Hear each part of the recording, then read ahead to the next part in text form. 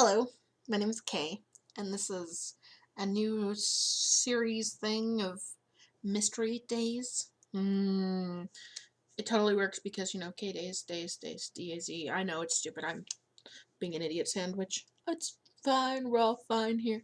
But today, I come at you with some interesting tidbit of mystery thing. A bridge where all dogs have leapt from the same exact spot. It is known as Scotland's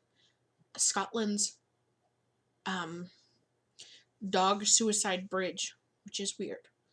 About a half an hour drive north of the Scottish city of Glasgow. Sorry if I'm pronouncing that wrong. I'm not very good at pronouncing names. There is a 19th century castle called Turnover, or sorry, not Turnover, Overton House. Sorry, like I said, not very good at remembering things.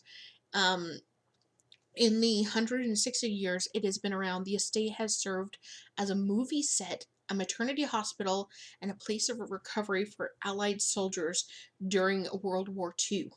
World War II, you guys. With that sort of history, you'd think the supernatural activity would be abound. That's the right word, abound. But you'd be mistaken. The honor goes to the Overton Bridge, which is mostly harmless structure for decades. I'll probably have a picture of it either over here or up here. It's probably here, knowing me, because I'm recording this, and it's probably gonna be over here. Yeah, probably be on both sides. I'll just put it on my face.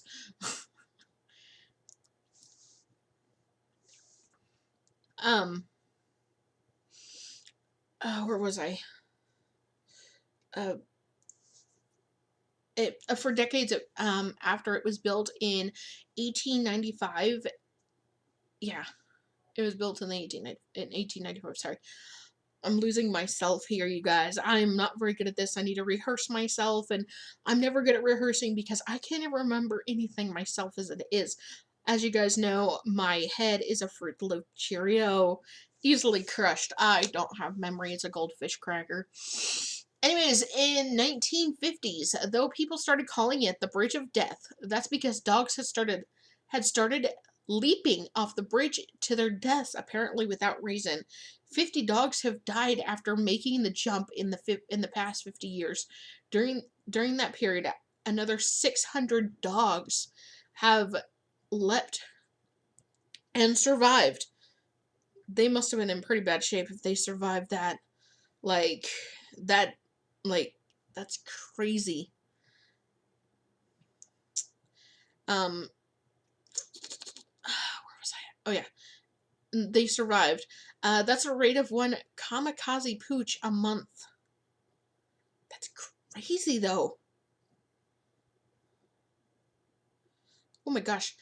And then some of the canines were only too happy to jump a second time as soon as the opportunity presented itself. I wonder what got into these dogs' heads to jump off this bridge. Oh, dang it. Sorry. There are some patterns among these terrifying jumps which end on the jagged rocks under the bridge. Oh, why would it? All the dogs that jump were long-nosed breeds, these traditionally used for hunting for their exceptional sense of smell, and all the dogs reportedly jumped from the same exact spot between the last two ramparts on the right side of the bridge, and always on a clear sunny day. My gosh.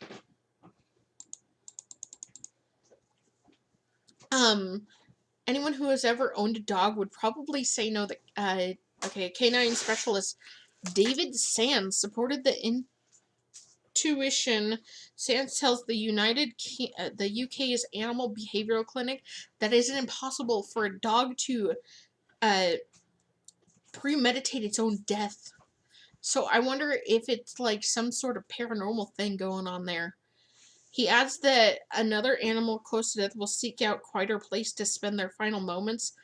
Actually, I know this for a fact because when we first moved into this house, we had this dog named Chemo, and he was pretty old, and he actually ran away before before he passed away. We're assuming because he was so old. He was like 17, 18 years old. Um, and we actually never found a body or anything, which was sad because we couldn't have a proper burial for him. We had we had him for years. Um, but that that is but that this has to do with more deteriorating physical conditions and less with uh premed premeditation, whatever. He should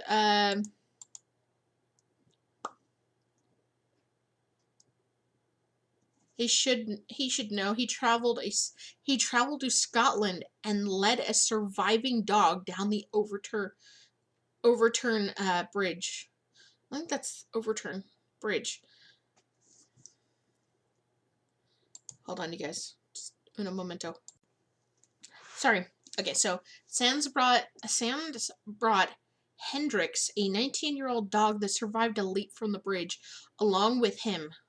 He noticed the dog tensed up near where she had near death experience. He concluded that one of her senses was so triggered that she felt an unrestrained urge to investigate. The doctor decided to figure out what overloaded sense caused the dog to jump. He quickly examined sight. Since the ivory-colored granite of the par- parapet was all that was visible from a dog's view, although the rush of water below fully dominated the air. Some locals theorized that a nuclear come on, Bob, stay down. Base at nearby uh, Fowles Lane telephone pylon or some sort of structural anomaly in the bridge's construction was emitting a disturbing frequency that only animals could hear. Sands brought an expert to test the entire span of the bridge, but they concluded that there was nothing um, uh, um, acoustically unusual in the area. Having ruled out sight and sound, Sands. Oh, hold on. Okay, sorry.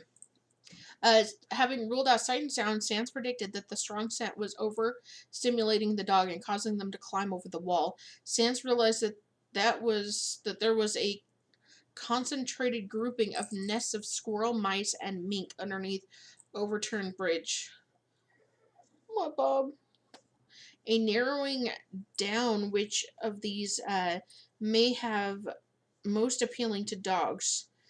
Sands individually tested 10 long-nosed pups, 70 of whom headed straight for the mink, unaware of all else.